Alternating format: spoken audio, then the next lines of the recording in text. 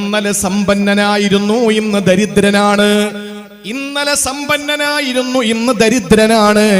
അവനെ കണ്ടിട്ട് കരയുന്നത് ആകാശഭൂമികളാണ്. സഹോദരങ്ങളെ, എങ്ങനെയാണ് അല്ലാഹു തആല ഒരു മനുഷ്യനെ ദരിദ്രനാക്കുന്നതെന്നറിയോ? അതും കൂടെ പഠിച്ചോ. നമ്മുടെ കയ്യിലിരിപ്പ് കൊണ്ടാണ്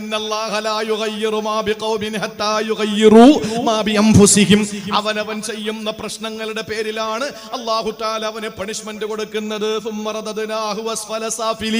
ഇന്നലെ അവൻ വലിയ സമ്പന്നനായിരുന്നു, ഇന്ന് ദരിദ്രനാകിട്ട് അല്ലാഹു മാറ്റിമറിക്കും.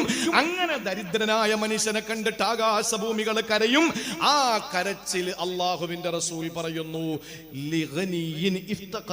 ഇന്നലെ സമ്പന്നൻ ഇന്ന് ദരിദ്രനാണ്. എന്താ ദരിദ്രനാവാനുള്ള കാരണം എന്നറിയോ? അതും കൂടെ പഠിച്ചോ.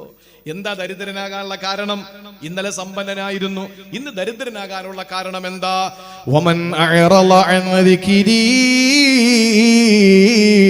ഫഇന്ന ലഹു മഈശതൻ ലങ്കാ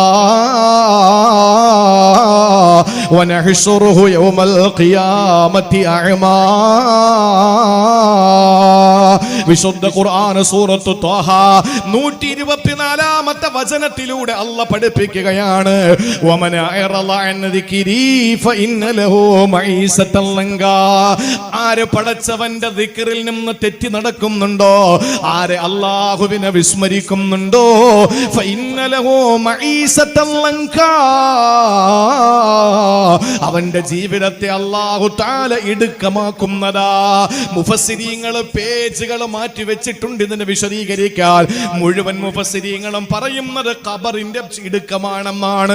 എന്നാൽ എണ്ണപ്പെട്ട മുഫസ്സിറുകൾ പറഞ്ഞത് മഈശത്തൽ ലങ്കാ, അവന്റെ ജീവിതത്തെ ഇടുക്കമാക്കുമെന്ന് പറഞ്ഞത് ഈ ദുനിയാവിൽ അവന് എന്തൊക്കെ ഉണ്ടെങ്കിലും അല്ലാഹു ദാരിദ്ര്യം കൊടുക്കുന്നതാ, അല്ലാഹു ദാരിദ്ര്യം കൊടുക്കുന്നതാ.